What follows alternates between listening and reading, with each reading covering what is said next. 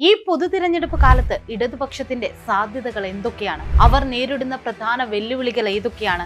ഇതേക്കുറിച്ചാണ് നമ്മൾ ഇന്ന് സംസാരിക്കുന്നത്. ആദ്യം പോസിറ്റീവായ കാര്യങ്ങളെക്കുറിച്ച് പറഞ്ഞു തുടങ്ങാം. പിണറായി സർക്കാരിന്റെ 8 വർഷത്തെ ഭരണത്തിൽ മലയാളികൾ ഹാപ്പിയാണോ എന്ന് ചോദിച്ചാൽ പലർക്കും പല അഭിപ്രായമാണ്. ആരോഗ്യരംഗത്തും പൊതുമരാമത്ത് രംഗത്തുമുണ്ടായ വികസനങ്ങൾ സാധാരണക്കാരന് ഗുണം ചെയ്യുന്നവയാണ്.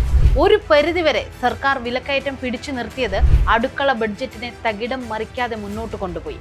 അതേസമയം ക്ഷേമ പെൻഷൻ മുടങ്ങിയത് മുതിർന്ന വോട്ടർമാർക്കിടയിലും PSC നിയമനങ്ങളിലെ കാലതാമസം യുവാക്കൾക്കിടയിലും ശമ്പളം മുടങ്ങിയത് സർക്കാർ ജീവനക്കാർക്കിടയിലും ഭരണവിരുദ്ധ വികാരത്തിന് ആക്കം കൂട്ടിയിട്ടുണ്ട്. പിണറായി വിജയന്റെ മകൾ വീണ വിജയന്റെ പേരിലുള്ള മാസപ്പടി കേസ്, കരുവന്നൂർ ബാങ്ക് തട്ടിപ്പ്, കരിമണൽ ഖനനം സംബന്ധിച്ച വിവാദം, ബന്ധു നിയമനം, കിഫ്ബി സംബന്ധിച്ച ED അന്വേഷണം തുടങ്ങിയവ പാർട്ടി ശക്തമായി പ്രതിരോധിക്കുന്നുണ്ടെങ്കിലും എതിരാളികൾക്ക് കിട്ടിയ രാഷ്ട്രീയ ആയുധമാണ്. അവർ അത് നന്നായി പ്രയോഗിക്കുന്നുമുണ്ട്.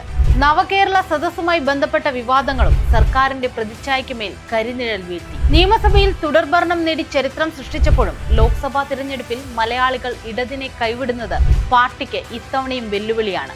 2004 ലോക്സഭാ തിരഞ്ഞെടുപ്പിലാണ് അവസാനമായി LDFന് മേൽക്കൈ നേടാൻ കഴിഞ്ഞത്. പിന്നീട് നടന്ന 2009, 2014, 2019 ലോക്സഭാ തിരഞ്ഞെടുപ്പുകളിൽ UDFന് മുന്നിൽ LDF മുട്ടുമടക്കി. 2019 പാർലമെന്റിൽ ഒരേ ഒരു സീറ്റാണ് LDFന് ലഭിച്ചത്. ആ ചീത്തപ്പേര് മാറ്റിയെടുക്കാനാണ് ഇത്തവണ പാർട്ടി കയ്യും മെയ്യും മറന്ന് ശ്രമിക്കുന്നത്. മാത്രമല്ല, ഇത്തവണ ഇടതു പാർട്ടികളെ സംബന്ധിച്ച് ദേശീയ പാർട്ടി പദവി പോലും തുലാസിലായിരിക്കുകയാണ്. 2024 ഈ തിരഞ്ഞെടുപ്പിൽ രാജ്യത്ത് മിനിമം 11 സീറ്റെങ്കിലും പിടിച്ചില്ലെങ്കിൽ ദേശീയ പാർട്ടി എന്ന പദവിയും പാർട്ടി ചിഹ്നവും കൈവിട്ടു പോകുമെന്നതാണ് CPM നേരിടുന്ന പ്രധാന വെല്ലുവിളി. ഇത് മുഖ്യമന്ത്രി പിണറായി വിജയനും പാർട്ടി സെക്രട്ടറി MV ഗോവിന്ദനും അടക്കമുള്ള നേതാക്കളെ കനത്ത സമ്മർദ്ദത്തിലാക്കിയിരിക്കുകയാണ്.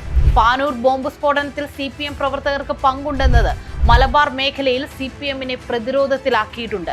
അക്രമ രാഷ്ട്രീയത്തിനെതിരെ UDF ഇതൊരു നല്ല ആയുധവുമാക്കി. TP വധത്തിലെ കോടതി അപ്ഡേറ്റുകൾ വടക്കൻ മലബാറിൽ CPMനെതിരായ ജനവികാരത്തെ ശക്തിപ്പെടുത്തുന്നുണ്ട്.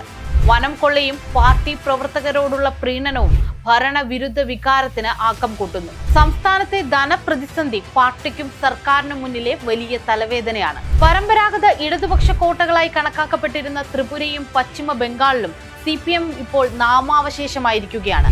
1977 മുതൽ 2011 വരെ 34 വർഷം പശ്ചിമ ബംഗാളിലും, ത്രിപുരയിൽ 1993 മുതൽ 2018 വരെ 25 വർഷവും ഇടതു മുന്നണി ഭരിച്ചു. പക്ഷേ ഇപ്പോൾ അവിടെ CPMനെ ജനങ്ങൾ മറന്നു കഴിഞ്ഞു.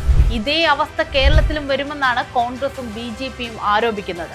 സംസ്ഥാന സർക്കാരിനും LDFനും കനത്ത വെല്ലുവിളി ഉയർത്തി BJP നടത്തുന്ന മണി മസിൽ പവർ പൊളിറ്റിക്സിനെ പലപ്പോഴും വേണ്ട വിധം പ്രതിരോധിക്കാൻ CPMന് കഴിഞ്ഞു എന്ന് ചോദിച്ചാൽ സംശയിക്കേണ്ടിയിരിക്കുന്നു.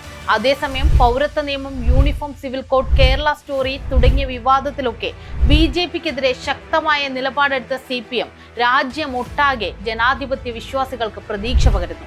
തെരഞ്ഞെടുപ്പിലെ ജനപിന്തുണ ഗണ്യമായി കുറഞ്ഞിട്ടുണ്ടെങ്കിലും രാജ്യത്തിന് മുന്നിൽ മുന്നോട്ടുള്ള വളർച്ചയ്ക്കുള്ള ഒരു അജണ്ട മുന്നോട്ട് വെക്കാനുള്ള കഴിവ് പാർട്ടിക്ക് കൂടുതൽ ശക്തിപ്പെട്ടതായാണ് CPM general secretary Sitaram Yechury പറയുന്നത്.